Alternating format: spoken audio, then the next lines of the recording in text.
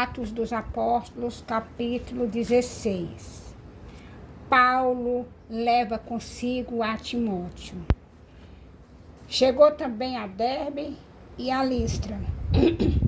Havia ali um discípulo chamado Timóteo, filho de uma judia, crente, mas de pai grego. Dele davam bom testemunho os irmãos em Listra e Icônio. Quis Paulo que ele fosse em sua companhia, e por isso circuncidou por causa dos judeus daqueles lugares, pois todos sabiam que seu pai era grego. Ao passar pelas cidades, entregavam aos irmãos para que as observassem as decisões tomadas pelos apóstolos e presbíteros de Jerusalém. Assim as igrejas eram fortalecidas na fé e dia a dia aumentavam em número. A visão em Troade. E percorrendo a região frígio-gálata, tendo sido impedidos pelo Espírito Santo de pregar a palavra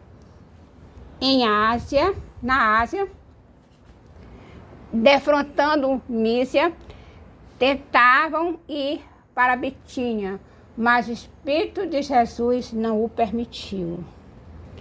E tendo contornado Mísia, desceram a Troade.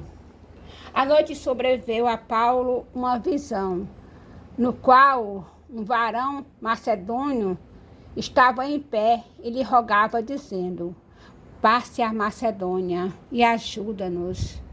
Assim que teve a visão, imediatamente procuramos partir para aquele destino, concluindo que Deus nos havia chamado para lhes anunciar o Evangelho.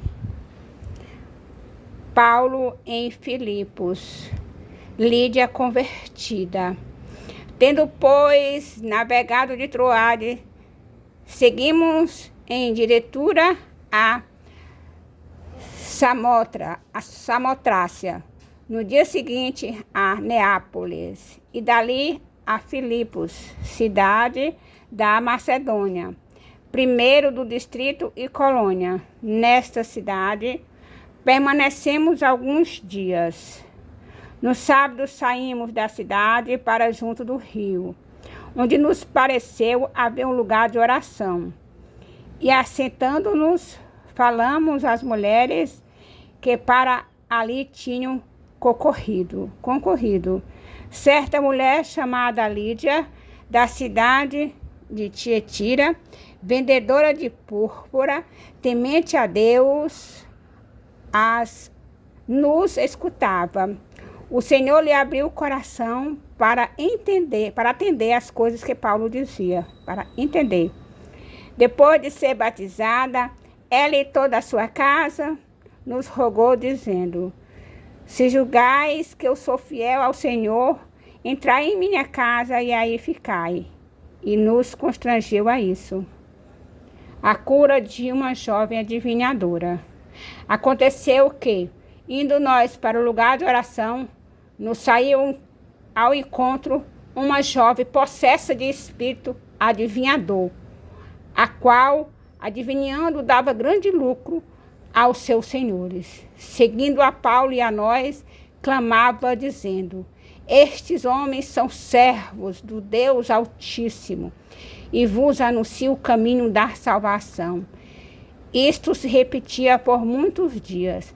Então Paulo, já indignado, voltando-se, disse ao Espírito: em nome de Jesus Cristo eu te mando, retira-te dela. E ele na mesma hora saiu.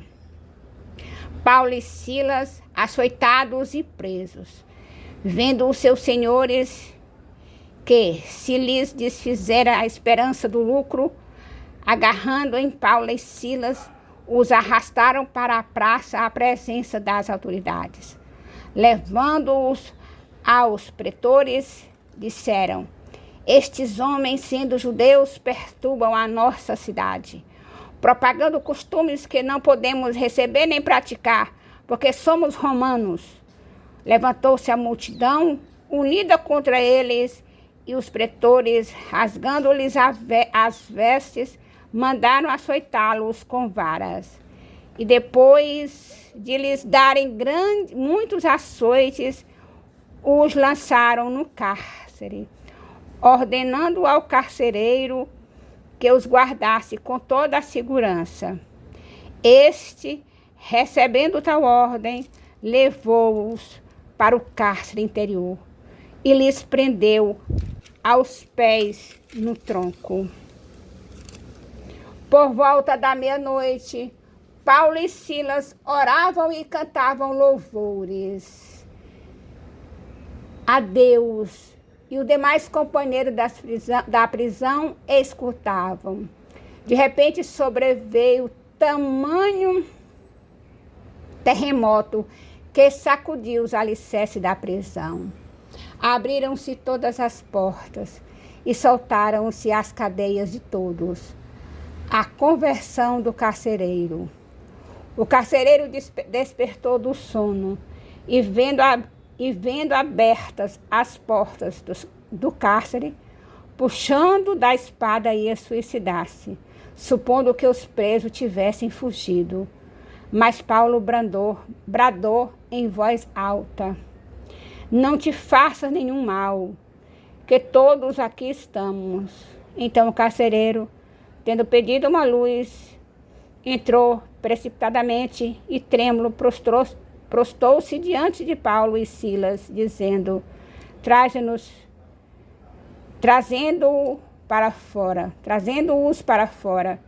disse: senhores, que devo fazer para que seja salvo?